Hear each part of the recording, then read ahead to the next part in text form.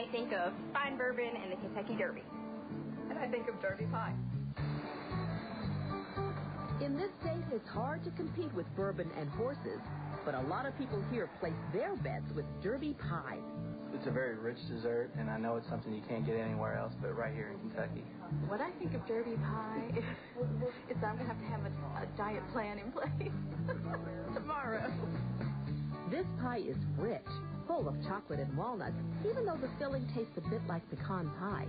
It's been tempting the taste buds of guests at the historic Brown Hotel in Louisville and throughout the state since the 1950s. Enjoy a slice of Kentucky history.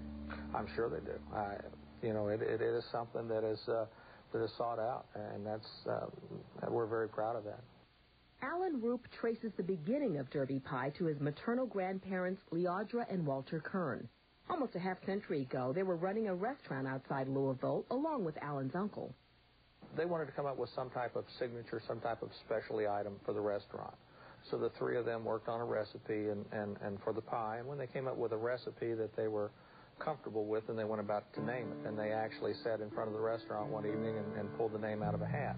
Naming it Derby pie in the city known for the Derby meant almost instant recognition. In 1968, the Kern family actually registered the name Derby pie with the U.S. Patent Office. That means that only pies made at Kern's Kitchen can be called true Derby pies. Hey! Oh, hey! Can't come in here. Sorry. At Kern's Kitchen, they take great pains to protect the name and the recipe for Derby pie. It's so secret that production chief Jerry Bucher literally shuts the door when the pie filling is mixed.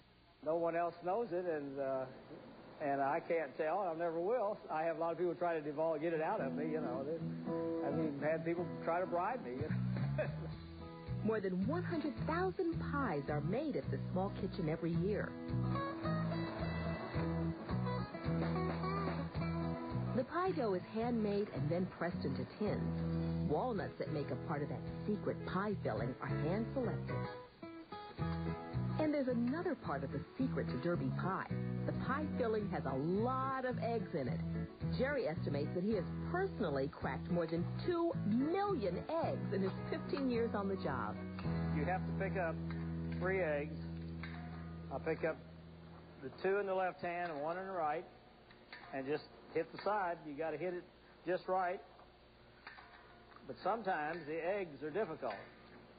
Sometimes they don't crack the way you want them to. But these are cracking pretty good today.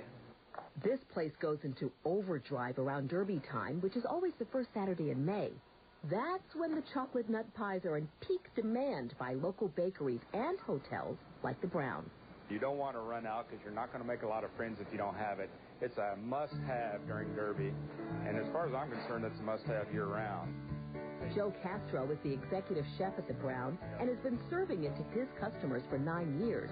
It's the only dessert item he buys from an outside vendor. Whenever you think of Derby pie, you think of the Derby, you think of Kentucky. So we like to wrap some vanilla anglaise on here.